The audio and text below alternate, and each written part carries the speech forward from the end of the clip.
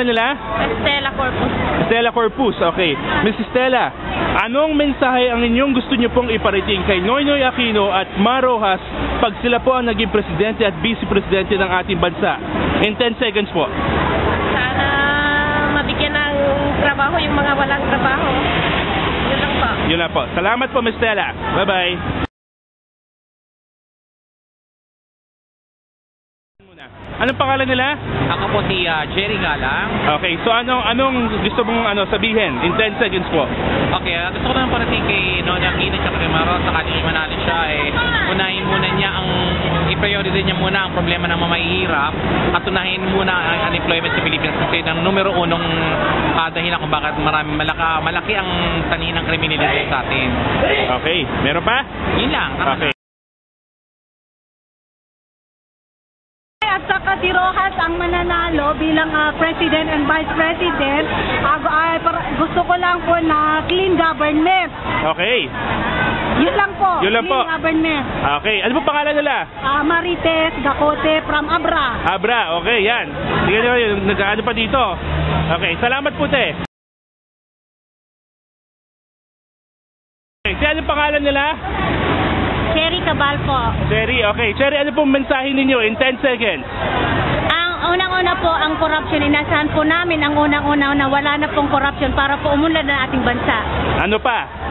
Pangalawa, inaasahan po namin yung pagkapaka-Diyos nila, dire-diretso po, wala pong pagbabago yon. Kasi po, kaya namin ibinoto siya dahil po sa kanilang pagiging maka-Diyos.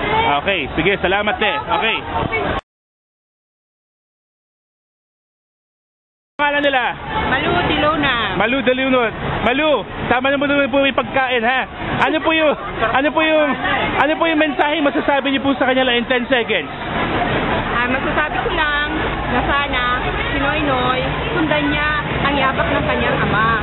Okay. At yung pagiging matapat na Pangulo ni Cory noon. Sana Okay. yun. Yun lang po? Kay Ma Roxas, sana gandahan nila yung tandem nila ni Noynoy. Okay. Yun lang. Salamat po te. Thank you. Ano po pangalan nila? Melo Sapon po. Ano po yung mensahe sasabihin niyo sa kanila pong dalawa? Sana pag silang nakaupo, bibigyan nilang mahirap ng trabaho. Okay? Yun lang po? Opo. Ano pa? Wala na? Okay, salamat po te. Thank you.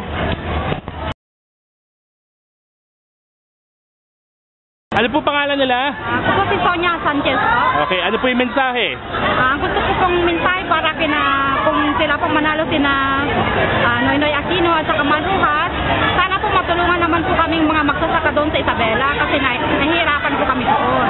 Okay, dahil ba yun sa drought ngayon? Opo. Yeah, okay. Ano pa? At saka matulungan niya lahat ng mga tao sa Pilipinas para hindi na maghihirap ang mga tao. Okay. O, sige te, salamat. Marina. Ano? Marina. Apelido? Lunas. Okay. Te, ano po ang inyong sasabihin sa kanila? Yung matangkal yung corruption. Ano pa po? Yung balik ang demokrasya. Ano, may balik pa ang demokrasya niya, ha? Oo nga, o sige. O, yun lang? Sige po. Yung katahimikan ng ating bansa. Pangalan te? Marilyn Panganiban. Okay. Ano po ang inyong gusto niyong mensahe? Na sana pag sila nang maging presidente, magiging tahimik na yung Pilipinas. Ano pa? Umasinso ng konti. Konti lang. Umasinso ng malaki. Kaya nila. Okay. Ano pa po? Saka sana magkaroon na ng maraming trabaho lahat ng mga Pilipino. Okay. O sige. Wala na masyadong maghihirap. Yun lang po. Yun lang. Okay. Salamat po te. Salamat.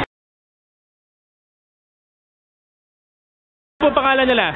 Maria Amparo Humawan po.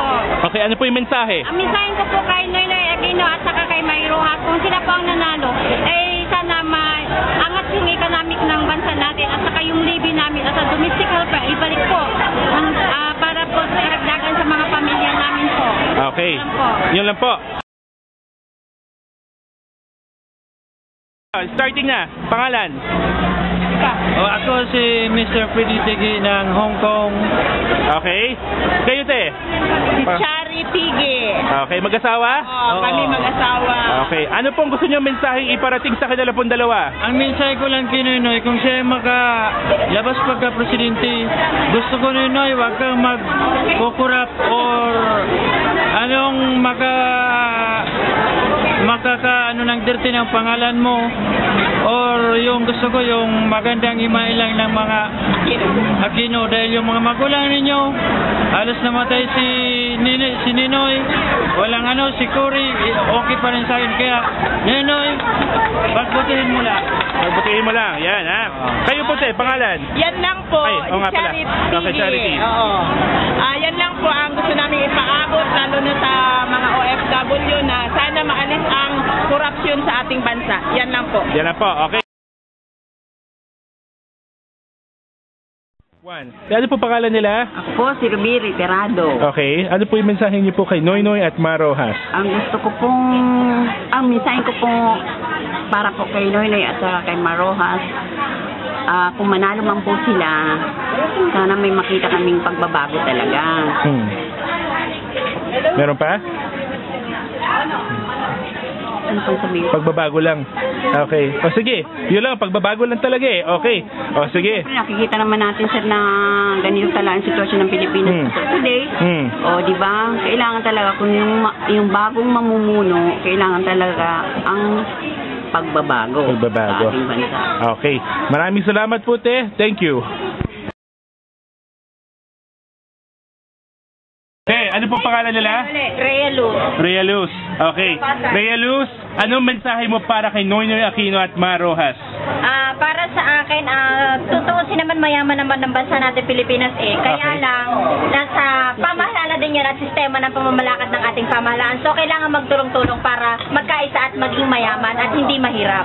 Okay. Ano pa? Meron pa? Wala na yun. Wala na. Okay. Salamat po. Thank you. Pangalan nila? Cleo po. Ha? Cleo. Clea. Okay. Anong mensahe mo kay Noynoy Aquino at Ma Rojas? Sana po yung yung mga street children, yung nasa kalsada, pagbigyan po nila ng pansin yun, wag lang masyado yung kung ano yung ibang nagawa ng iba, yung mga korupsyon.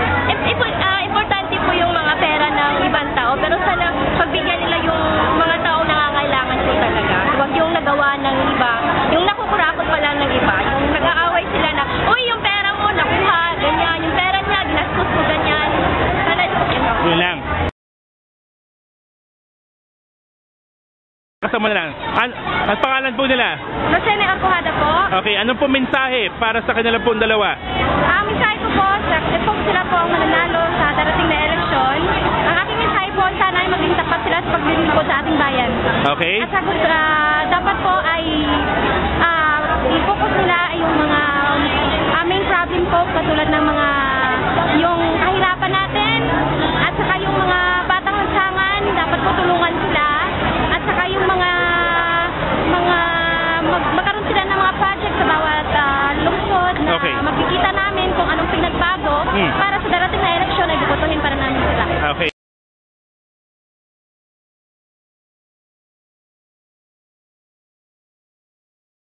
Ako po si Carolina Morales, Carolina Morales. Taga saan po si Carolina? taga Sampaloc. Sa Palok, Manila. Okay. Carolina, anong mensahe mo sa kanila pong dalawa? Ang masasabi ko lang ho sa kanila kung ano ho yung mga pangako nila, sana tutuparin nila dahil alam kong mabait sila, kagalang-galang at wala pang ginawang anomalya, kaya alam kong kaya nilang tuparin ang kanilang mga pangako. At alam ko na sila lang ay naasahan ng mga kababayang naming mga OFW at sa mga Pilipino. Kaya sana pagbutihin nila. Okay. So, yun lang? Marami akong gustong sabihin. Pero marami-rami. Pero hanggang doon na lang. Hanggang doon na lang.